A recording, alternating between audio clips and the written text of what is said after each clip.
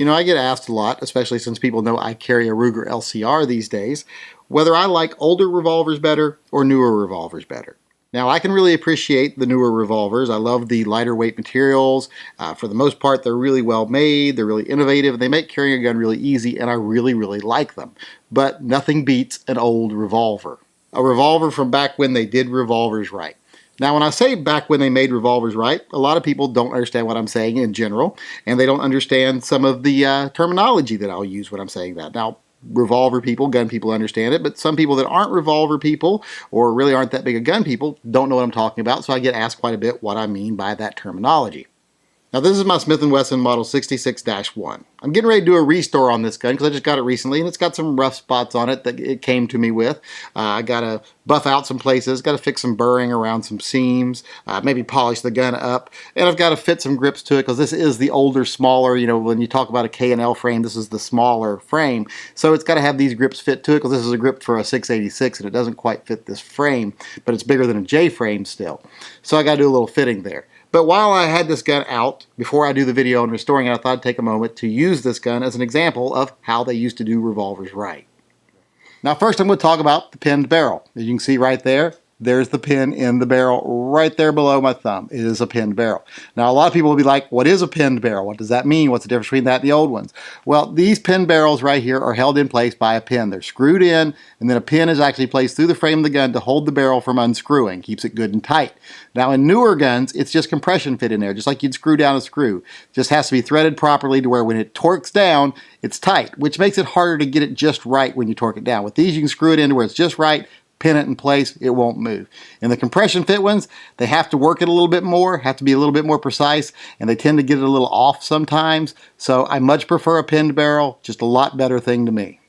Next thing we'll talk about is the hammer and the fact that the firing pin is on it. As you can see right there, there's the firing pin right on the hammer. Now in modern guns, the firing pin is mounted inside the housing here, and it uses a transfer bar safety to make the impact go from the hammer to the firing pin and fire the round. Now in this older gun, it uses a hammer block to keep that from contacting the round when you're not pulling the trigger. A little bit of a different type of safety, but I much prefer this. Much easier to repair if anything goes wrong. It's just a simpler design, and I like it a lot better, so that's a plus to me too. And last but not least, the cylinder itself. As you can see there, not a lot of space between the back of that cylinder and the frame of the gun. Well, there's a reason for that. That's because this is a recessed cylinder. On a more modern revolver, you can see right there, a lot more space because this is not recessed. If you open this up and look there, there's no recess for the rounds. So you have to have that gap there so that when you close it, the back of the round isn't interfering with the frame. On the older guns like this one, recessed cylinders. You can see right there, see there's a little recess for the cylinders so they don't need that gap. When you stick a round in,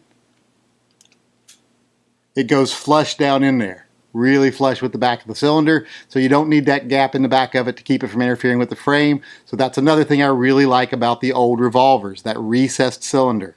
So there you have it, the things I really like about the older revolvers, and that's not even mentioning the fact that this doesn't have the lock. So that's another thing right there. So firing pin on the hammer, recessed cylinder, pinned barrel, all those things add up to a much better gun in my opinion, and in the opinions of most revolver lovers, because these guns are much more desirable because of those traits. So just wanted to take a moment to show you that, explain some of the terminology I use when I'm talking about revolvers, and the next time you see this gun, I'll be refinishing it.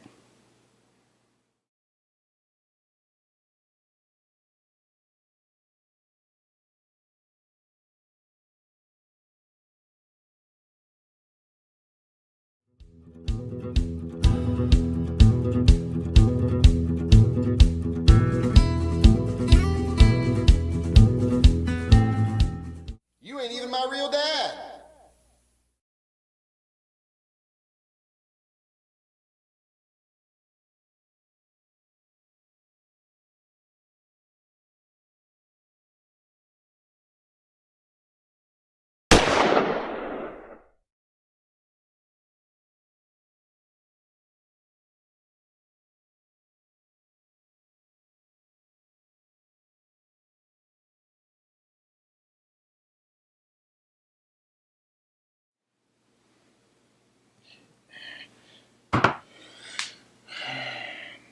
Where's the fucking gun?